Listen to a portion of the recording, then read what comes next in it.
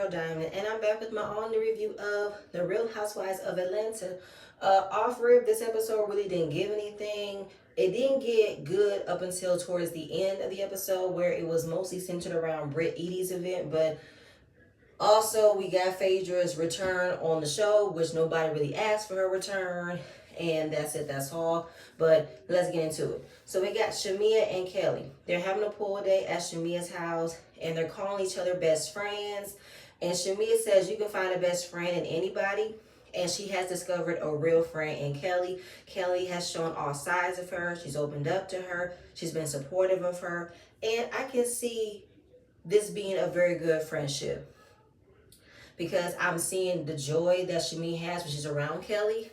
And I could also see that Kelly has been a great support system for Shamea, because last week on the after show, Shamea broke down with what has transpired in her friendship with Portia and what has led to this moment.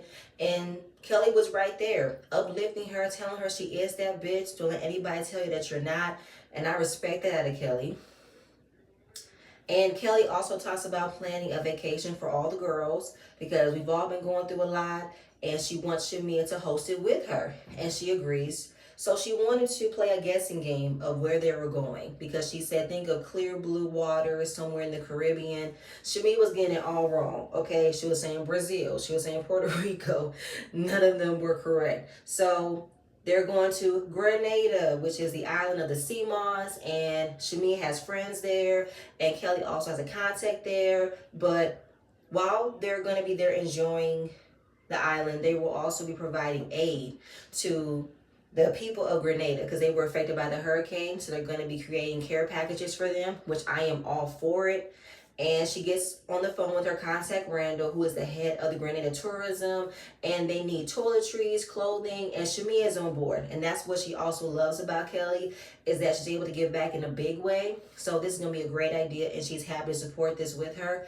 And I'm all for the philanthropy of it all. I'm all for the humanitarian of it all, because it's for a great cause. You know, while they are having a good time, enjoying one another, they will be providing aid relief for the people of Grenada, which is a very good thing. Kelly says she needs this trip the most because she's coming up on her divorce date. She has been going through this divorce for almost 2.5 years now. It's been a draining 2.5 years, mentally, physically, and financially. Last week, she got her attorney's bill, and her attorney's bill was $158,000. A whole 6-figure check to go through a divorce with somebody you never thought you would be going through this divorce with.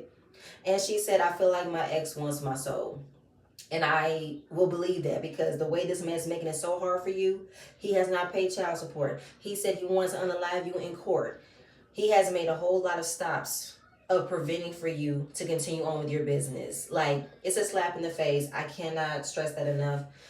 I'm very sorry you have to go through this, Kelly, because she is trying to keep her mental in check with maintaining herself, being a great mom, a great woman. And Shamea understands how she's feeling throughout this, and she's telling her she will get through this, and I appreciate that moment. But goddamn, that's why it be a lot of situations where that says it pays better to stay married, it's cheaper to keep her. But if you want to get out of a situation that was toxic, that was abusive, you got to fight to get out of it. And I am rooting for Kelly to come out of it. Moving on. Portia, another pointless scene of her showing anything else, because she can't tell us what she has going on. So she goes house hunting with Mama Diane and Lauren. The first house she looks at is a 8-bed, 7-bathroom house listed at $4.2 million. The house is gorgeous. I love that every level of the house has a purpose room. There was a spa, there was an entertainment room, there was a pool table, there was a bar. Everything was beautiful. Do I see her purchasing this home? No, it's out of her price range. But Portia says she's anxious because she's not sure how this process will go as far as the divorce. So she is coming up with a plan B to make sure that her and her daughter are going to be comfortable. They're going to be keeping up with the lifestyle that she's used to, her daughter has been used to. And crazy how she has to find another dream home for her and her daughter, because she thought she had that dream home with Simon. So she's visualizing what the future can hold throughout this whole ordeal. I mean, not much, because you didn't come into a relationship with anything but Pilar. You and Simon didn't have any kids together. I don't know if you guys combined any money together to create a new business. So what you came into the marriage, you're going to leave out with. And we're just seeing a flashback to how submissive Portia was within her first marriage with Cordell. Because it was like a blast from the past to see how much Portia was so happy to being a wife. How she was crying at reunions. Cordell is not perfect by far. I'm going to be there to cook his meals. Yes, and for my husband to let me come on this trip. It was like Portia did not have a voice at all when she was a wife. And when it came down to divorce, she didn't gain anything from it. She was okay with walking away with nothing.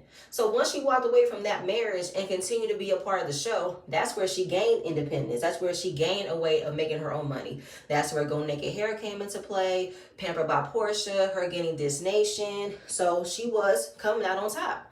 But then she met Simon. And you kind of fell right back into the submissive wife stage when you decided to quit all those jobs to be a wife to Simon. And now you had to come crawling back to continue to make the money that you decided to walk away freely from, because you thought this man was going to give you the happily ever after, the fairy tale story, everything you've ever dreamed of. But no. So right now she feels like she's in a good space, and also is discussing the trip that's coming up with all the girls. They're all going to be in one house. Lauren is apprehensive about the situation because the last time all y'all lived in the same house on a trip, it did not go well. So I'm just wondering if this is going to go right. And it landed with her talking about her conversation she had with Shamia. They have deaded the situation. They have moved forward. When it comes to their relationship, they're going to figure it out between the two of them. And also let the other girls know that they cannot come in between them again. They cannot come in and start some drama, all right? We're good, leave it alone. Fine. Moving on from there was another scene where Kelly, Chloe, and their dog Cha-Cha were having facials. Moving on. Alright, so now we're moving on to Shamia. She has a interview at V103 with Big Tigger, and she's so excited about it. She's now on the radio station as an artist. We know she's been wanting to put out music for the longest. And then Big Tigger decides to mention Drew dropping another song. Here goes Shamia with the shade by saying, oh, I didn't know Drew had dropped a song because I've never heard it on this station. Even if you haven't heard it on that station, Shamia, it doesn't take away that Drew's songs has been played. And we're in a different time now where people aren't searching through different radio stations to discover a new song. There are other avenues for people to find new music from old artists and new artists. So you're not really doing anything there. Even the confessional, she wants to shade Drew by saying she never had boobs like her before. I don't get it. And you look corny for doing it. And then she always likes to sing like Drew has sung against her. Like she's trying to draw this comparison that she has a better vocal range than Drew. It's obvious, Shamia. You can hit the higher notes and Drew probably can hit the low notes, but you guys both are talented women. You guys both grew up singing. So because you have a different vocal range than hers, you're not the better singer.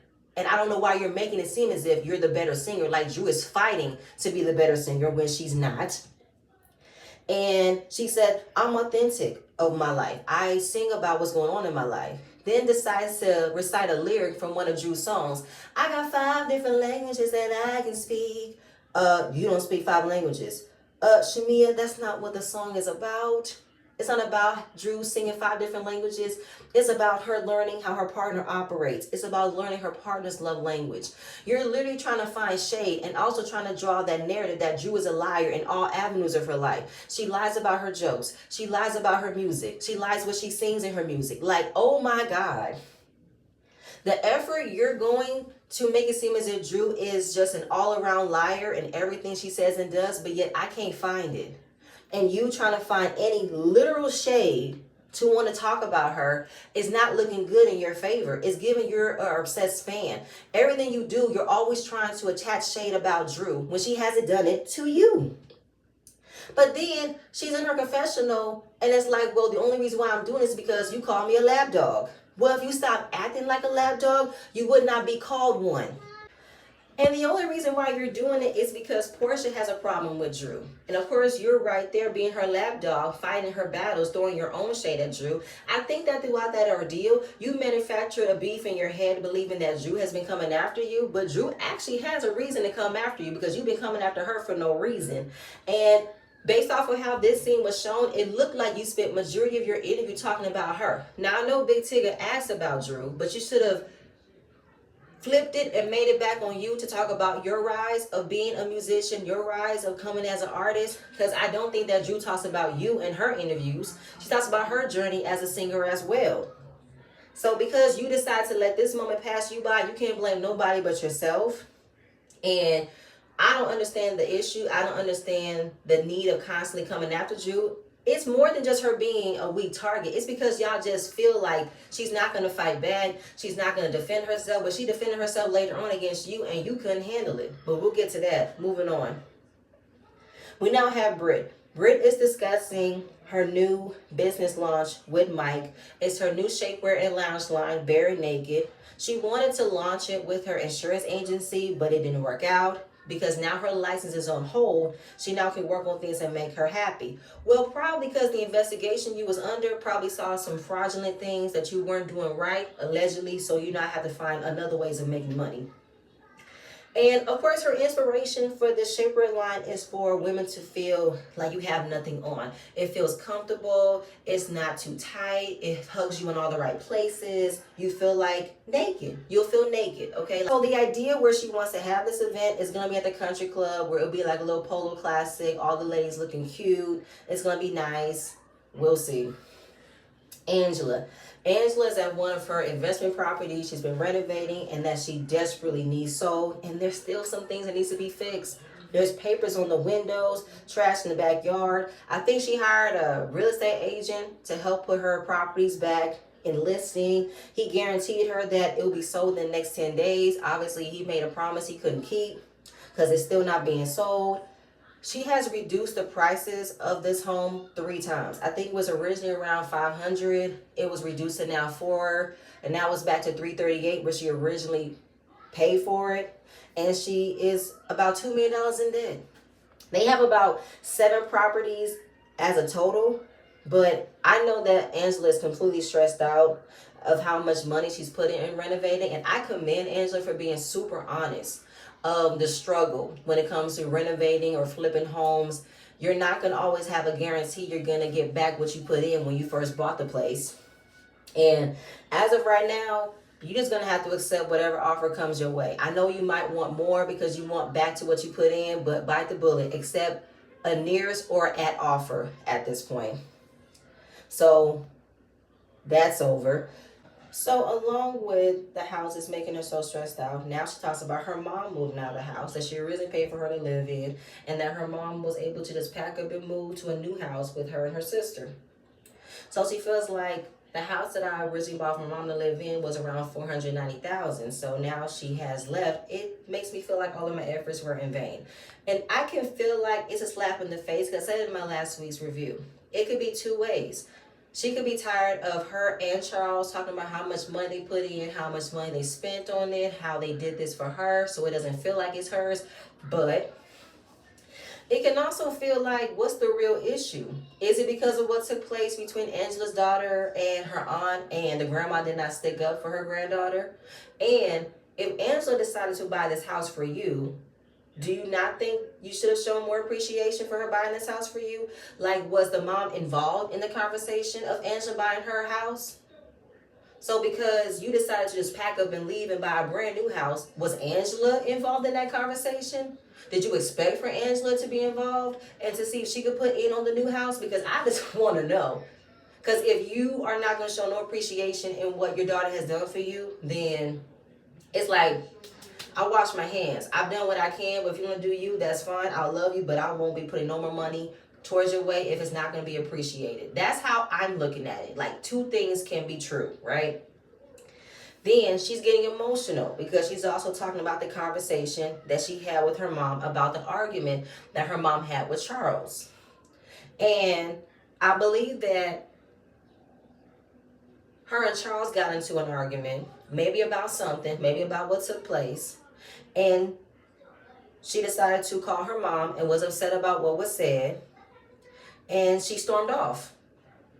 Now we see that Charles told her what took place. She didn't believe him. Because obviously what the mom said was the same as what Charles said, but obviously was so heightened and so emotional about what took place earlier with their argument, she really didn't want to hear it. So she apologizes to him for not hearing him out and not believing him when he said what happened. So she wanted a hug from Charles, and Charles didn't want to give her a hug. But it's like, come on, Charles. She's apologizing to you. She's letting you know how wrong she was. She needs some consoling. She needs some affection. Don't leave her out there like that. But maybe it's more about Charles not showing a lot of PDA. Maybe it's not about him being uncomfortable on camera. It's about him not being that PDA type of person. That's why Angela knows who he is. That's why Angela said their love language is back and forth. They're not touchy-feely like that. And from what we see as viewers, it could be like this man don't like her, but for her, she could be like, this is how he is. This is who I have learned for him to be. That's it, that's all. And she also mentioned Britt's upcoming event, and she invited both of them. So she wants to use it as an olive branch for them to move forward because they have not been seen eye to eye lately. Just don't talk to my husband. I will talk for the both of us. And I am all for that.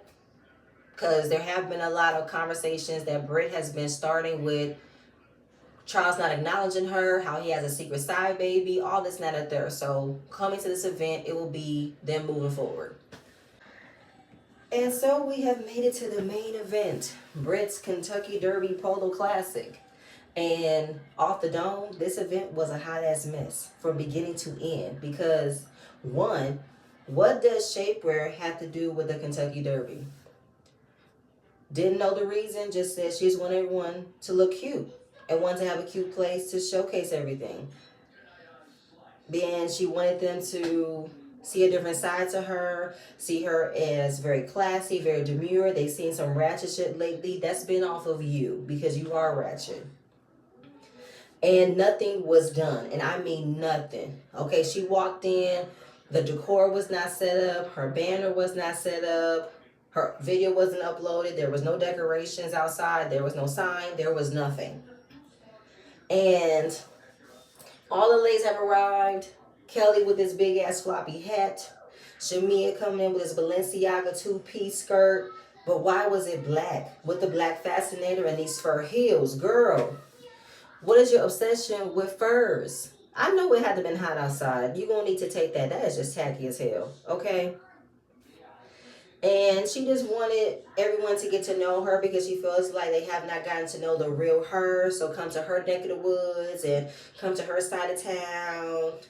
Okay, everybody is dressed like they're going to a high tea, but you want them to go golfing. Why are they golfing? I don't know if Britt needed to stall to have something else to do because she did not know how to manage being a host for an event that she planned for. So she just said, let's just go here. Let's just go there. And it was just a hot ass mess. I'm like, girl, why do you expect for you and these ladies in these short ass skirts and these high platform heels to go golfing? Girl, that's going to mess up the shoes. Y'all can barely bend over. Y'all going to show everything. And then y'all couldn't even drive the go-karts correctly. Y'all almost dropped the whole golf bag. So Portia arrives and she meets one of Brist's friends and she wants to know why are we here.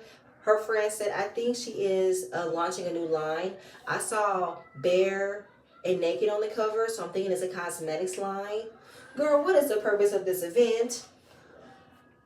So production wants to put Portia up on game to let her know that her and Britt kind of have the same name of their company. Because Britt's bare and naked. Portia is go naked. She's like, first of all, I've had my company for 10 plus years. Okay, put some respect on that. And so we're not in the same room. We're not. Everybody starts to arrive. And again, what is the purpose of them being here? And by the time that Britt, Shami, and Kelly came back, they're now serving champagne and still have not been served. That's tacky, okay? How are you going to present that you are of this country club life, you're in this high society life, all the hoity-toity of it all, you're rubbing elbows with the who's and who's of this area, and yet It's not given that they know you. It's not given you're not a part of this club. Your license has been revoked. You don't go here. You don't fit what we're looking for. Like, girl. So she tells them they're going to go inside and have brunch, and then she's going to premiere the launch for what her company represents. And I'm with Drew. She doesn't know what bare and naked have anything to do with us dressing up like we're going to the country club. Are there going to be naked bears? But you know what? As women, I'm going to support whatever it is she wants to showcase, and I will support it because I'm that kind of woman that shows empowerment. More mess continues when there's a mix-up with how the menus were placed. The menus were only supposed to be placed at the main table where all the girls were seated, not for all the guests. The guests were only meant to be standing and having champagne and light hors d'oeuvres. Meaning, Britt did not have the idea of feeding everybody. She only wanted the cast to be fed and the remainder of the guests to just stand there and be starving. How do you have an event where you're not thinking of feeding everybody? If you did not have the budget to feed everybody, then why not make it a private event with just you and the girls? Like what Portia did with her Pamper by Portia event, where she had enough food to cater to everybody and also promote her brand. Why couldn't you do that? Make that make sense. So she's blaming the event planner for the mix-up, but I don't think that's on her. I think that's on you. And speaking of the event decorator, she recently came out and blasted Britt with saying that I'm not at fault, you are. My job was to decorate your event, that's what I did. My job was to design your menus, that's what I did. Everything else was not on me to figure out and fix. Britt was responsible for the catering. Britt was responsible for hiring an event planner to make sure everything was properly placed. Britt also was responsible for making sure that the event was privately planned, and it wasn't. Apparently, the country club was not available for private use, so it opened during their regular daily hours, which made it look like a discombobulated mess where everybody's moving around because everybody is coming in, not aware this is a private event meant for the show being filmed. So that's why it was so all over the place. So when she gets to the table, she tells the ladies there isn't enough food, so they need to eat as fast as they can so that they won't see what they have. Shoot, Cynthia wanted to split her salmon with somebody. Maybe we can take my food to go. It was an embarrassment from Britt, okay? I had secondhand embarrassment for her, but then I also don't feel bad for her because this was obviously a desperate attempt for Britt to come out with something to make us like her. She wants us to think she's just this boss bitch. She's nice, she's fun, she's beautiful. Well, we saw the opposite, Britt.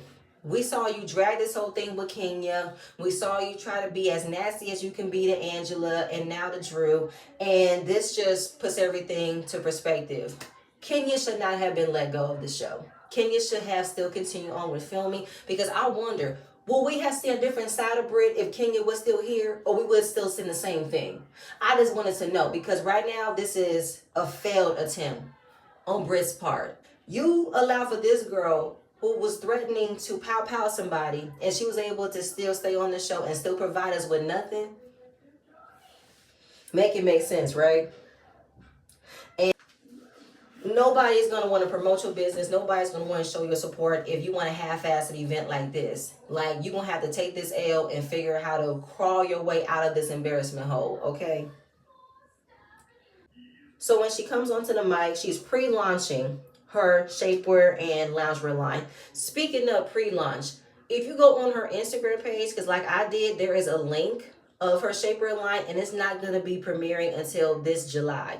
So from last July, you really didn't have much of showcasing it, and I have not seen enough posts on your Instagram, so you barely pushed this out in order for you to make it seem as if you've already had this. You just been waiting for the proper time to release it. No, you came up with a last attempt to rush it so that way it could be shown you were actually trying to promote a brand. Anyway,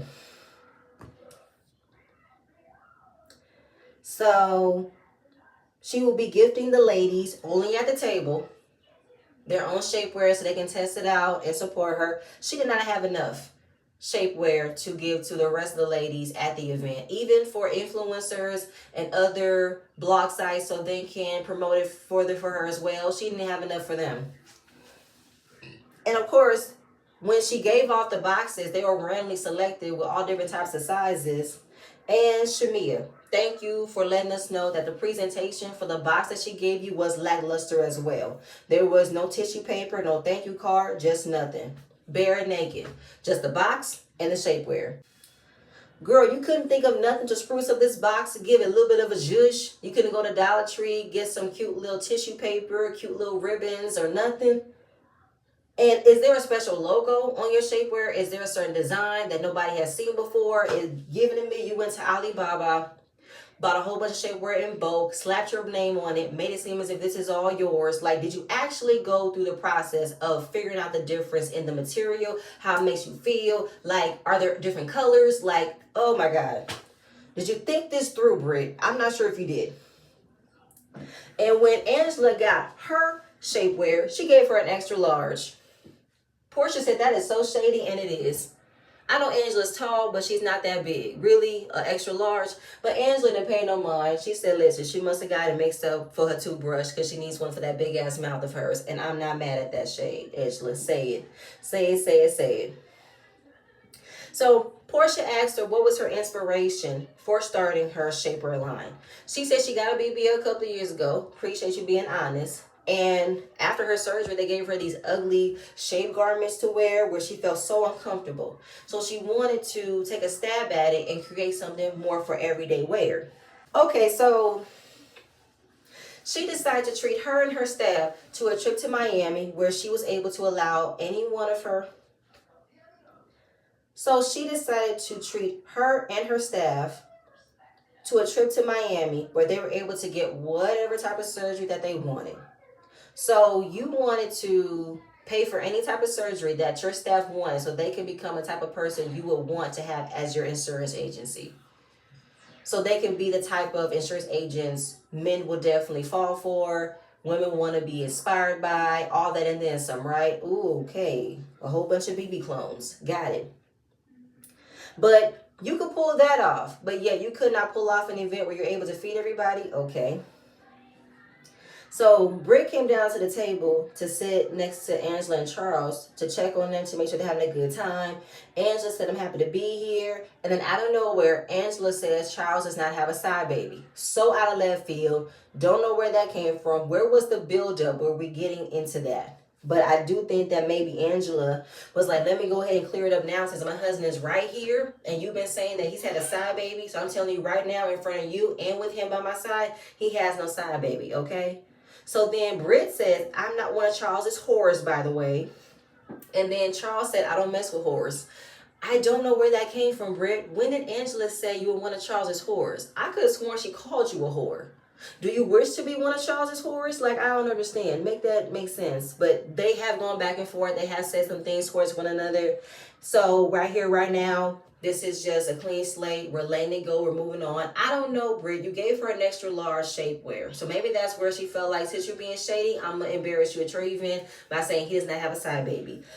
I have no idea. Either they are cool or not cool. We're moving on.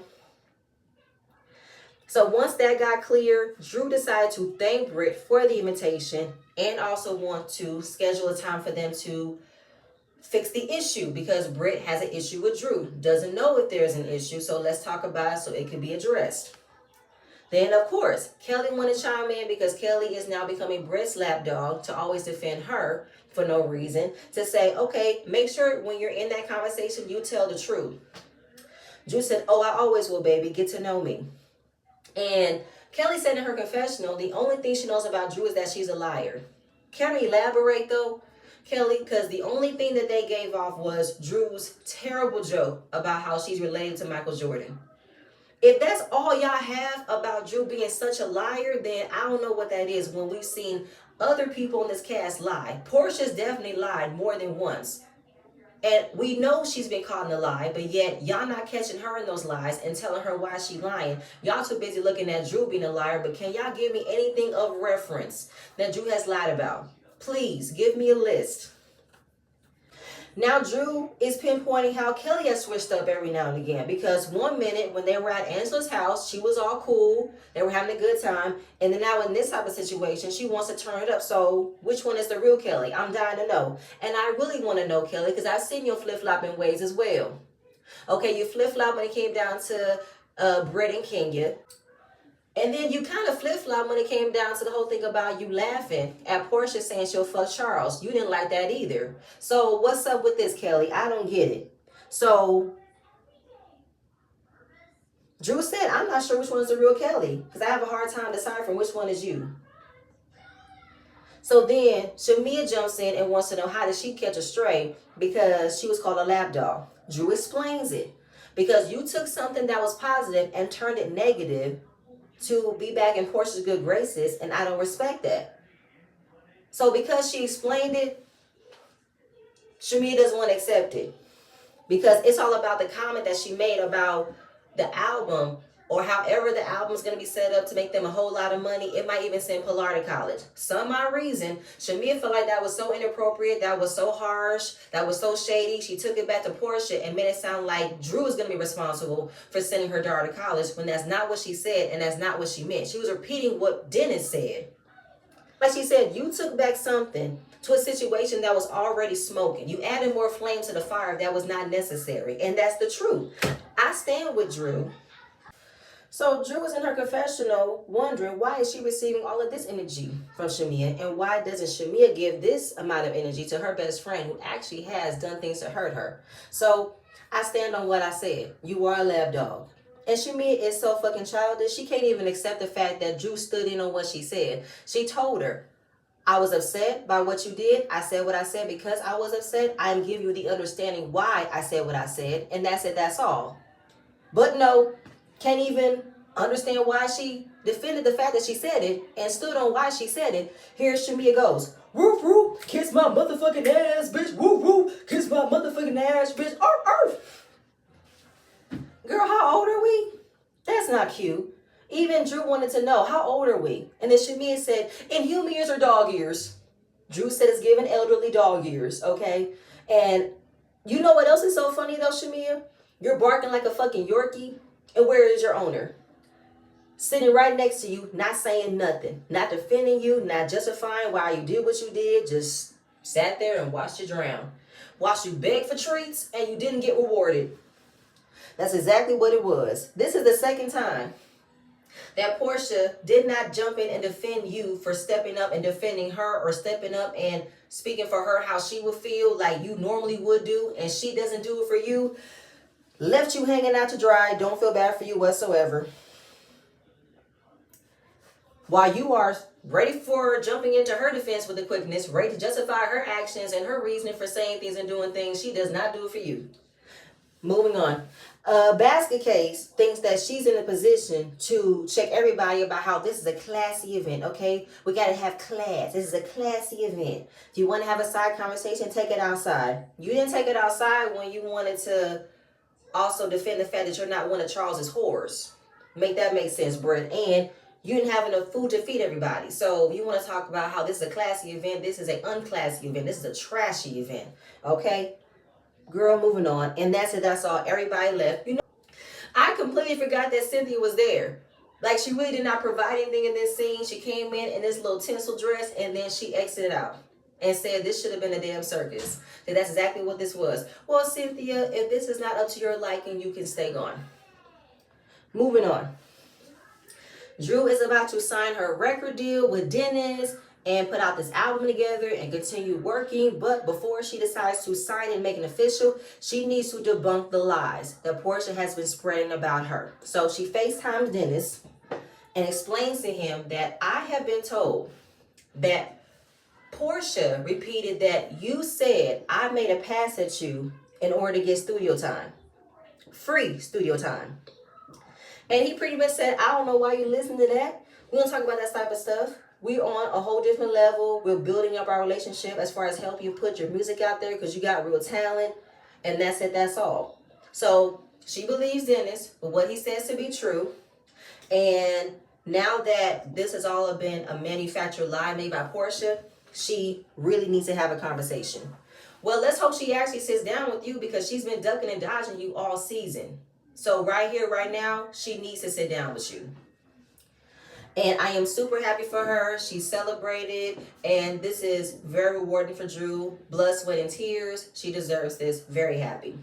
So then we end things off with Portia going over to Faye's house so she could make her grand return that nobody asked for her return. Girl, the only reason why you're here is because Bravo thought you would have been needed to spice up the show, help bring us that drama where you're coming at the tail end of everything, where the season's almost over. What will you bring towards the remainder of the episodes? And you're only here because Kenya and Candy are not here, okay?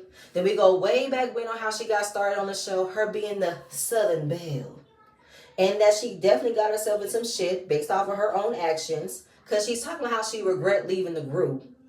Not holding herself accountable as to why she left the group. How she pretty much was let go of the show. Because you decided to create a lie that could have ruined Candy's reputation by saying that she was going to drug and assault Portia and take her down to the sex dungeon. And you also made up another lie about Shamia messing around with Todd and Candy while she was newly engaged. Like, Phaedra, please. Then we're seeing how freaking frack got started. And I'm not here for it. I mean, they kept their friendship from beginning to end. Portia talks about her healing process as a friend, how she wants to start over.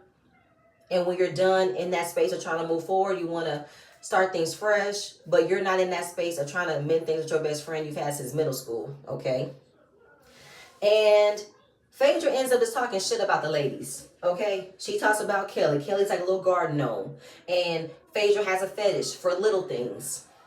Then she talks about Britt. Britt is a woman of the night. She's known to be all over the town and all over the countries, being a whore.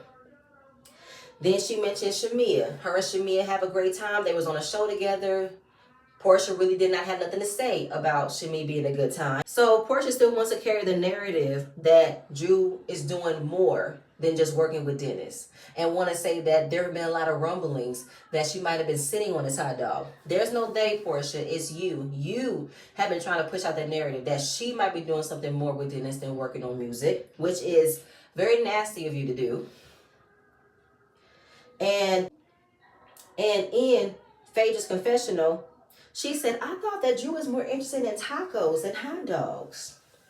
Can y'all leave this lady alone? Why y'all trying to out her so badly or make it seem as if she's not telling the truth about what went down between her and Ty, when she just debunked it and said it was nothing more than a friendship? Were there flirtatious conversations? Yes, but it did not go further than that. Y'all have no proof that the taco was eaten. Y'all have no proof of that. So Portia wants Phaedra to be invited onto the casual to Grenada. So they call Kelly and Shamia on FaceTime to let her know that if it's okay if she can come, get the proper invite. And they are happy for her to come. It's going to be a great time. And that's where the episode ended, with Phaedra coming up with names for everybody. She called Kelly the strawberry shortcake. She called Britt the town slut.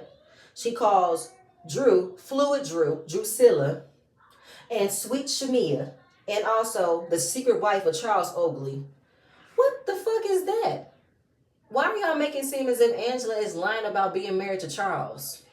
And why are you saying I didn't know Charles was married? Are you supposed to know that Charles is married? But if you look down his Instagram, we see that he's married. If you look on Wikipedia, it says married to Angela Oakley since 2016. Maybe because you're not in the circles that him and Angela are around, you don't know that he's married because you're not where they are. Like, I'm not doing this with you. Phaedra, if they shade you with your own shit, don't say nothing. Okay? Since it's all about fun foolishness as you're happy to be a part of again, let the games begin, then it's all about fun and foolishness, okay? But, I mean, that was pretty much the end of the episode. It really didn't give much. That's it. That's all. Please stay tuned for my next video. I'm going to see you guys later. Bye.